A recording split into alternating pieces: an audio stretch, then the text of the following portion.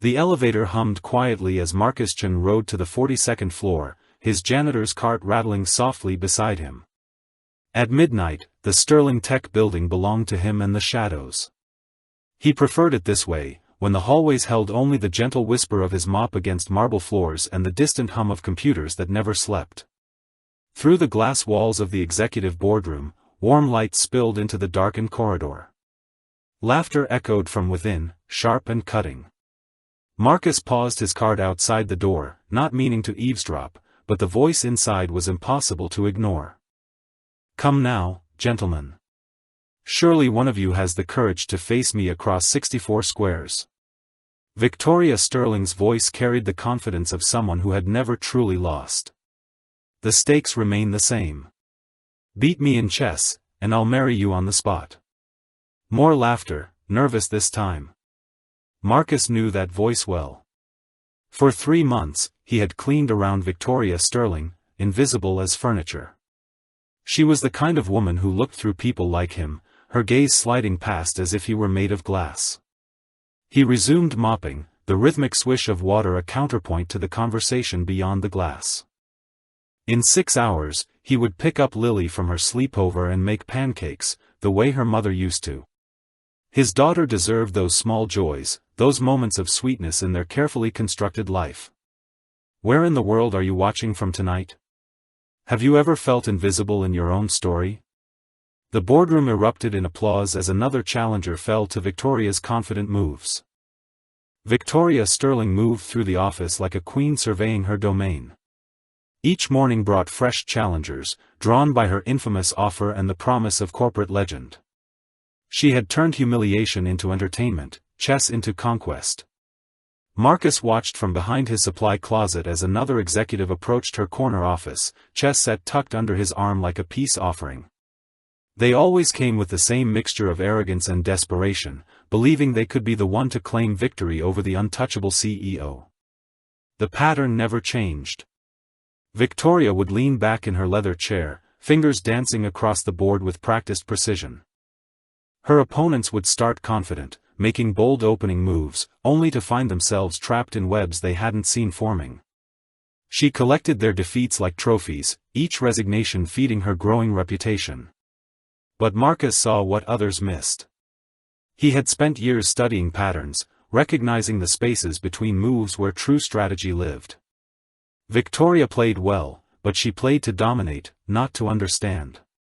Her victories came from aggression and her opponent's intimidation, not from the deeper currents that made chess beautiful. During his break, Marcus sat in the empty cafeteria, pulling out his phone to video call Lily. His daughter's face filled the screen, gap-toothed smile bright even through the pixelated connection. "Daddy, Mrs. Rodriguez taught us about knights today. They move in an L shape." She demonstrated with her small hands, tracing the pattern in the air. Marcus smiled, remembering when those same moves had filled concert halls with applause. The small apartment felt like a sanctuary after the sterile corporate corridors. Marcus hung his work shirt in the closet, careful not to wake Lily who had fallen asleep at the kitchen table, her homework scattered around a wooden chess set that had seen better days. He lifted her gently, carrying her to bed as he had every night for 3 years. Since Sarah's death, these quiet moments had become sacred. No cameras, no crowds, no pressure to be anything more than a father who loved his daughter completely. The chess set remained on the table, pieces frozen mid-game from Lily's practice session. Marcus studied the position, seeing her improving pattern recognition, her growing understanding of piece coordination. She had natural instincts, the same gift that had once made him famous before he chose love over legacy. In the living room, a dusty box sat hidden behind family photos. Inside lay certificates, trophies, and newspaper clippings that belonged to another life.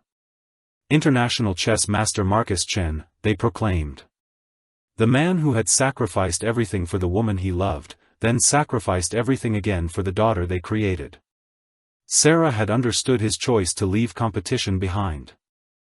When the cancer came, she had begged him to keep playing, to maintain the part of himself that made him extraordinary. But Marcus knew better. Extraordinary meant nothing if it took him away from the people who needed him most. Now he cleaned floors where others built empires, content in the knowledge that his greatest victory slept peacefully in the next room, dreaming of night moves and possibility. Victoria Sterling strode through the lobby the next morning, her heels clicking against marble with military precision.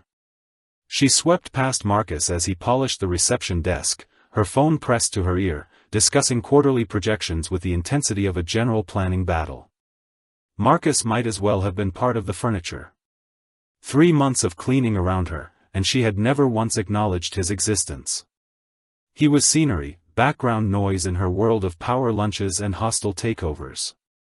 Cancel the Henderson meeting, she barked into her phone, pausing near the elevator. If he can't understand basic market dynamics, he doesn't deserve my time. Her assistant scurried behind her, tablet clutched like a shield, taking notes on Victoria's rapid-fire instructions. The elevator doors opened, and she stepped inside without a glance at Marcus, who was cleaning the brass buttons with careful attention to detail.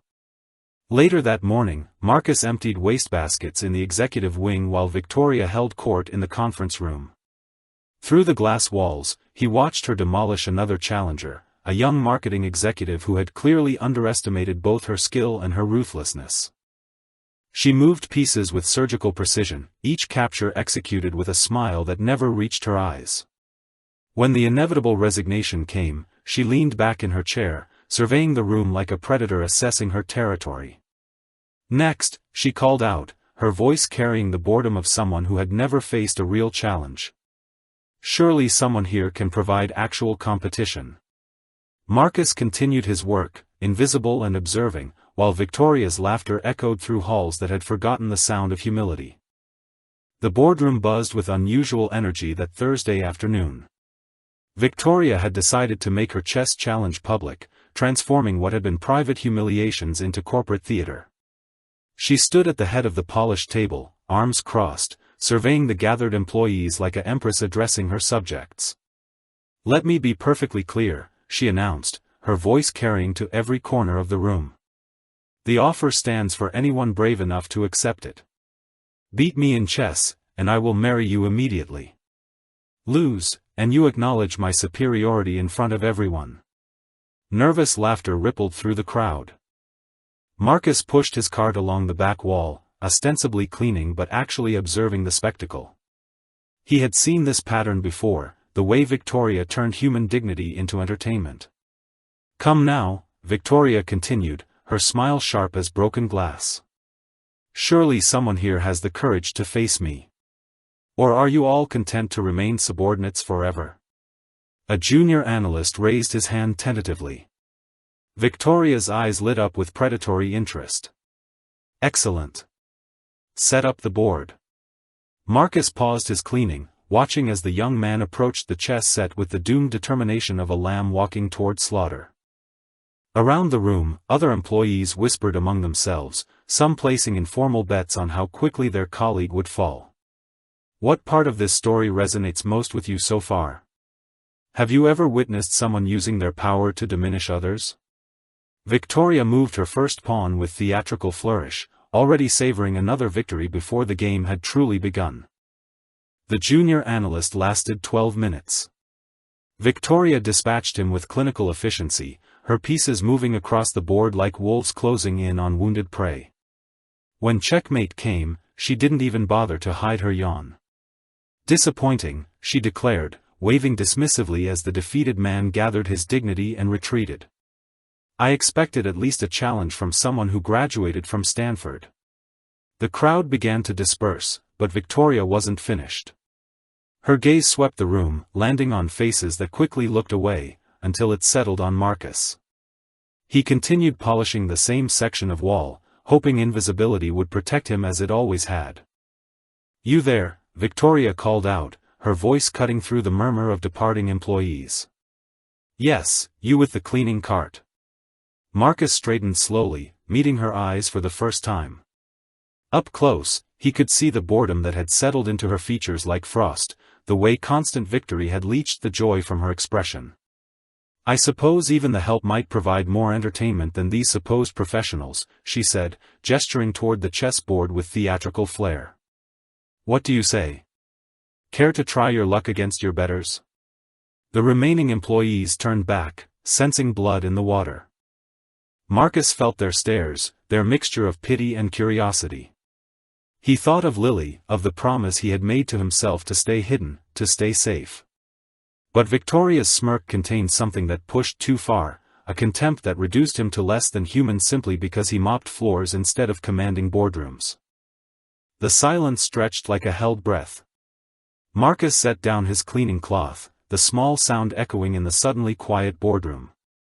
Every eye was on him now, waiting to see if the invisible man would dare to speak. "I accept," he said simply, his voice steady despite the weight of the moment.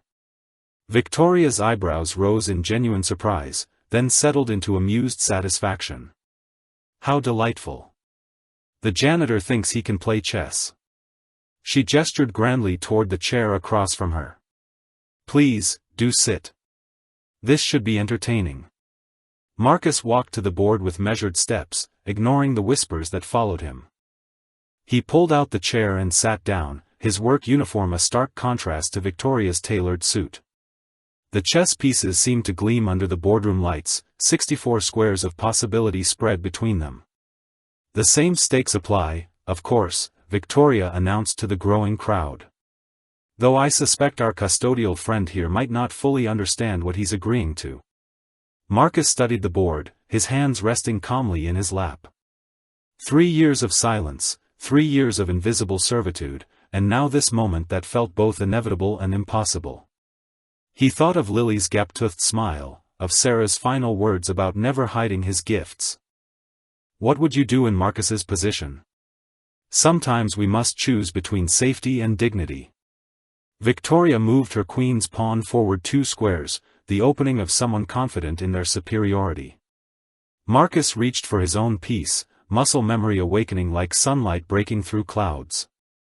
Marcus moved his knight to f6, a quiet response that drew a snort of derision from Victoria. She had expected the amateur's mistake of moving pawns aimlessly, not this subtle development that showed actual understanding of opening principles. "At least you know how the pieces move," she said, sliding her bishop to c4 with practiced confidence. "More than I can say for most of the rabble who work in this building." The crowd pressed closer, phones appearing to record what they assumed would be another quick humiliation. Marcus felt their expectations like weight on his shoulders, but his focus narrowed to the 64 squares before him. The familiar patterns began to emerge, lines of force and possibility that he had once navigated like a master musician reading sheet music.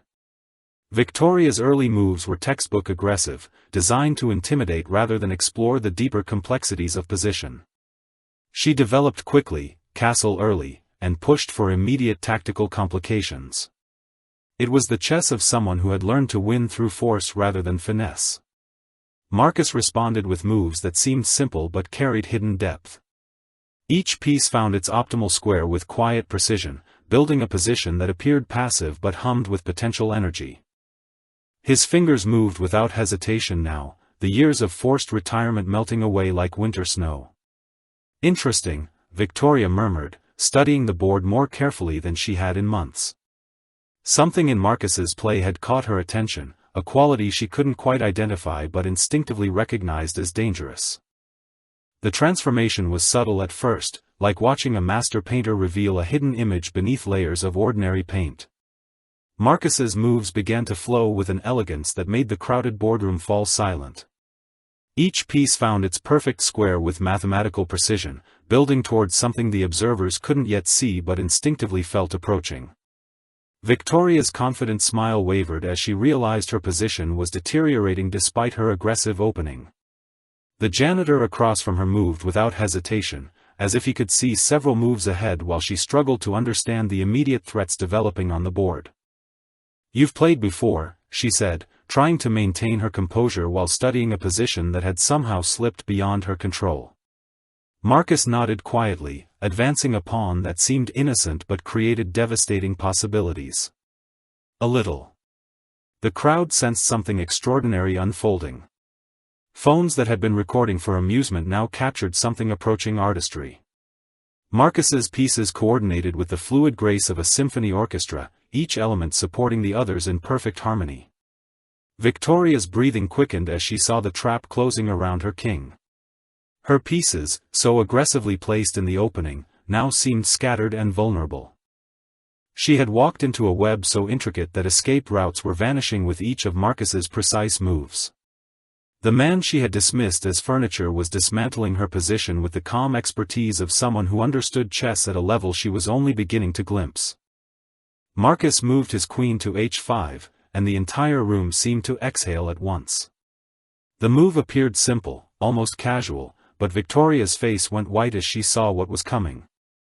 Her king stood trapped in a prison of his own making, with no escape from the beautiful destruction approaching in exactly 3 moves. "That's impossible," she whispered, her hands hovering over pieces that offered no salvation. Every potential move led to the same inevitable conclusion, checkmate delivered with surgical precision by a man she had dismissed as beneath her notice. The crowd pressed closer, phones capturing the moment when arrogance met mastery. Victoria's fingers trembled as she studied the board, searching desperately for an escape that didn't exist. The position was a work of art, each piece perfectly placed to deliver the finishing sequence. "Check," Marcus said softly, moving his knight to complete the first step of the combination. Victoria's king moved to the only available square, and Marcus followed with his second move, a quiet rook shift that tightened the noose. The crowd held its breath, witnessing something they sensed was historic but didn't fully understand. "Checkmate," Marcus announced gently, sliding his queen to deliver the final blow. The silence stretched for heartbeats before someone in the crowd whispered, "3 moves." He did it in exactly 3 moves, just like she said. Victoria stared at the board, her world rearranging itself around this impossible reality. If this story has touched your heart, where are you listening from? Have you ever witnessed someone's hidden talents completely change everything? The boardroom erupted in whispered conversations as Victoria sat frozen, staring at the pieces that had betrayed her so completely. Someone in the crowd pulled out their phone, frantically typing, and then gasped audibly. "Marcus Chen," the voice called out, reading from the screen. "International chess master. Former world championship candidate. He disappeared from competitive play 3 years ago after." The voice trailed off, but the damage was done. Victoria looked up at Marcus with new eyes, seeing past the janitor's uniform to the man who had just delivered the most elegant defeat of her life. "You're him. You're actually him." Her voice carried wonder now instead of condescension. Marcus nodded quietly, beginning to reset the pieces with the same careful attention he brought to cleaning floors. "I was. Now I'm a father who works nights so I can take my daughter to school every morning." "But why?"